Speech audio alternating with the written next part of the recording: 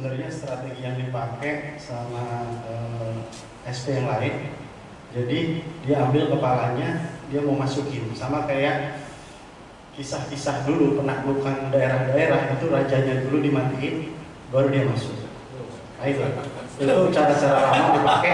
Berarti kita mati dulu. Ya, artinya Pak, kita matiin itu bahwa saya mau masuk nih.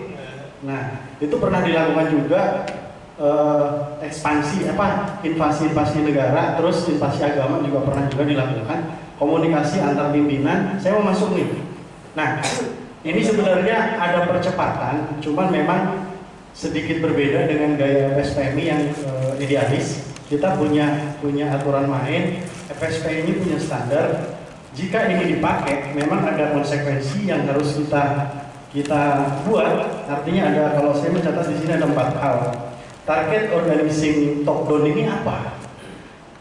Yang pertama, nambah anggota.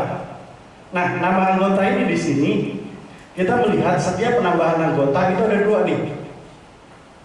Kuantitasnya yang kita prioritaskan apa kualitasnya? Itu nambah anggota. Kalau kita organisasi asal nambah, bisa aja. Nambah aja, kita nggak peduli maharnya berapapun, yang penting nambah. Itu, FSPMI nggak kenal itu. FSPMI itu nambah, tapi kualitas, bukan hanya kuantitas. Tapi kalau SP yang lain, itu nggak peduli kualitas. Yang penting nambah, cos saya masuk. Gitu. Terkait dengan yang kedua, kenapa nambah anggota? Yang kedua, organisasi itu selain nambah anggota, apakah ada target untuk nambah iuran? Karena tidak semua rekrutmen itu berbanding lurus dengan iuran. Kita bisa rekrut, tapi belum tentu iurannya nambah. Kita kenal dengan SPE yang merambah Nusantara. Anggota nambah, iurannya nggak nambah, malah berkurang. Karena modal organisasinya lebih mahal dari income masuknya. Nah, itu pernah kita lakukan, anggota nambah, tapi secara ekonomi organisasi ini nggak jalan gitu. Anggotanya nambah, PUK-nya nambah, iurannya nggak nambah, masalahnya nambah. Nah, target untuk organisasi top down ini apa dulu? Kalau memang nggak cocok dengan ideologinya SPMI, kita kaji ulang, kita bikin standar yang matang. Kalau asal nambah, SP yang lain itu nggak peduli kualitas. Yang kedua, nambah iuran. Yang ketiga, dari konsekuensi top down itu adalah isu perjuangan. Bisa nggak dipertahankan 3 prinsip dasar SPMI? Job security, income security, sama social security. Karena dengan masuk pakai top down pasti ada kompromi. Kalau saya masukin, bisa nggak omnibus law diterapkan? Kalau saya masukkan, bisa nggak saya dapat komisi? Kita bisa ngasih komisi dengan pakai prinsip SPMI, yaitu cos 3 bulan pertama itu untuk biaya organizer. Itu masih bisa. Kalau maharnya cuma biaya, misalnya gini, saya dapat berapa? Kita kalkulasi. Kalau 1.000 saya bisa ngasih 3 bulan kali 1.000, 45.000 cos misalnya, dikali 3 bulan kali anggota. Bisa kita mainkan dengan strategi tidak merusak prinsip SPMI gitu. Kalau maharnya cuma uang di awal itu nggak masalah. Yang kita khawatirkan itu uang bulanan yang jadi prinsip. Jangankan orang lain. Kalau cos bulanan itu PUK juga mau. 1.000 di store berapa? Di daerah lain PC juga mau, KC juga mau, DPW juga mau kalau cos bulanan. Ini nggak live ya? Jangan live ya. Jadi gitu. Jadi artinya saya ngasih 10, saya ngasih 1.000. Saya punya potensi 2.000 anggota. Saya minta 3.000 per bulan. Nah, PUK aja cuma dapat berapa? 55%, DPW 45%. Itu pun kalau jujur PUK-nya. Belum lagi DPW tempat lain. Cos itu setor ke DPW. DPW nggak dikasih. Nah, itu prinsip-prinsip yang mesti kita jaga. Kalau cuma mahar, kita paling bisa main di cos 3 bulan pertama untuk PUK baru. Itu untuk biaya organizer, biasanya untuk PC-nya atau untuk tim organizer-nya. Itu masih bisa jadi komisi. Tapi jangan lupa prinsip tadi. Nambah anggota, tapi kualitasnya nggak nambah. Udahlah nambah anggota, cosnya nggak bayar. Terus kita mau ngelola apa nih organisasi itu? Itu yang masalah isu perjuangan. Jadi yang pertama, nambah anggota untuk kualitas atau kuantitas? Kuantitas ya. Yang kedua, nambah anggota ini untuk nambah iuran apa enggak? nambah anggota aja. Yang OSPLN itu juga nambah anggota, tapi iurannya nggak nambah, 10.000, 5.000, karena manual. Yang terakhir, kita target nambah anggota ini nambah masalah nggak? Kalau nambah masalah, kalau asal organizer aja gampang, nambah anggota aja. Yang masalah kayak tadi yang disampaikan Tanjung Ucang mau gabung nih, dia bergabung tuh dengan berbagai macam masalahnya. Cos nggak nambah, masalah nambah, advokasinya kecil aja urusannya advokasi. LBH lah. Jadi setiap advokasi itu kan ada anggaran. Belum tentu DPP ngasih anggaran. Yang selama ini kenyataannya seperti itu.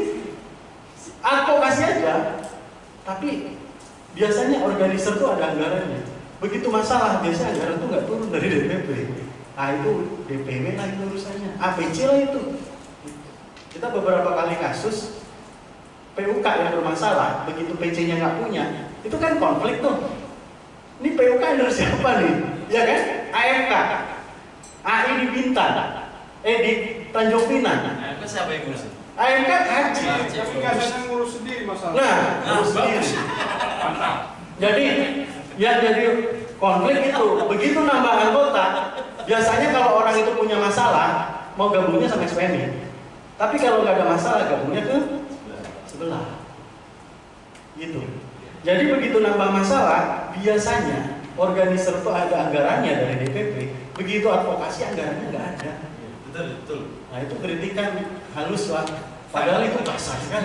Jadi Saya catat ya. iya. Jadi itu ada beberapa kasus. Misalnya kayak kemarin Tanjung Pinang. Begitu PUK bermasalah, PC-nya nggak ada. Dilemparin tuh. DPP lah itu. Ya udah PP-nya, karena PP-nya yang punya surat kuasa. Jadi berkasus itu berbiaya. Cosnya nggak ada, orang di PHK nggak bayar cos. Jadi advokasinya siapa? Patungan kita.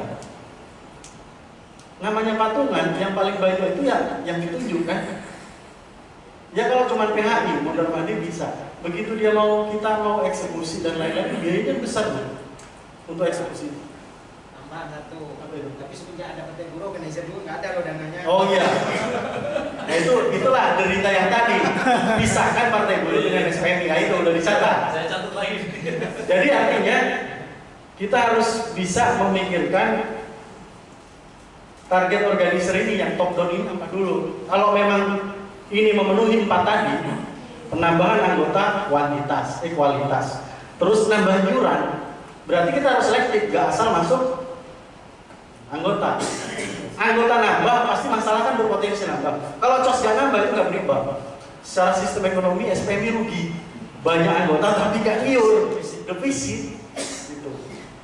Terus isu perjuangan tadi, 3 prinsip dasar jangan sampai hilang. Jadi kalau ada top down, kita sepakat, tapi jangan menghilangkan prinsip-prinsip dasar SPMI tadi, sama potensi masalah tadi.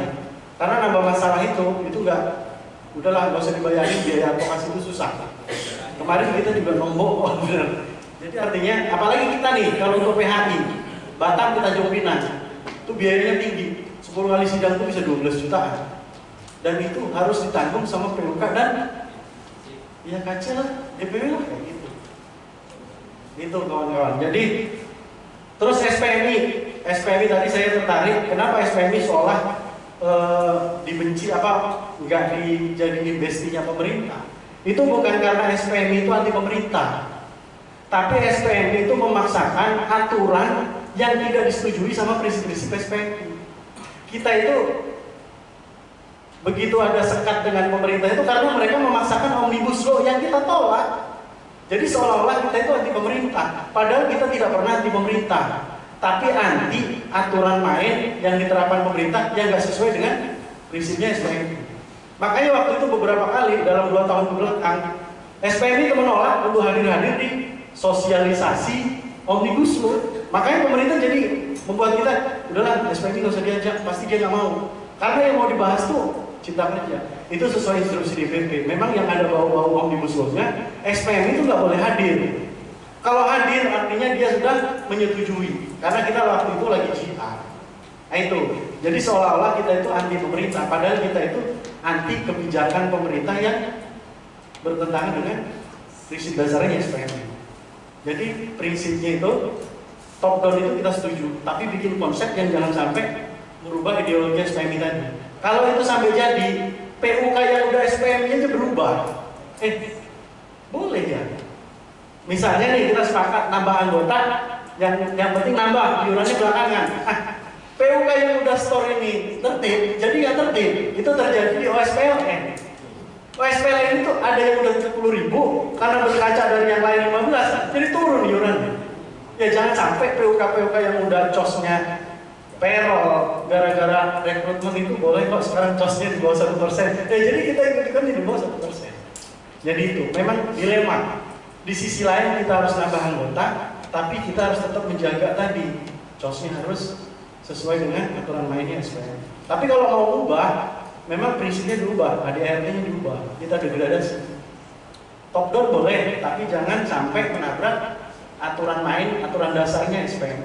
Ibaratnya COS itu kan kita punya UMK-nya, COS minimal 1%.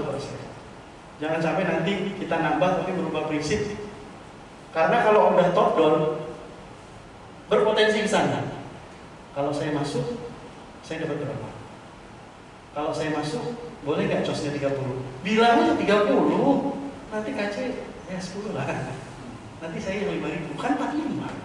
Nah kalau KC dapat, kira-kira DPW nggak pengen? Dia pengen juga. Mending nggak dikasih SK-nya. Kalau KC main gitu, SK-nya nggak saya keluarin. Ganti ketua KC aja yang bisa berkompromi itu. Artinya bisa jadi top down itu berpotensi merusak tatanan SPMI. Karena di situ ada kompromi, ada gitu. Jangan sampai pengurus SPMI itu berubah jadi agen-agen outsourcing, terus agen-agen tenaga kerja. Jadi itu top down boleh, tapi jangan sampai mendegradasi kaidahnya SPMI. Itu aja. Memang berat. Gini juga, Bu. Terus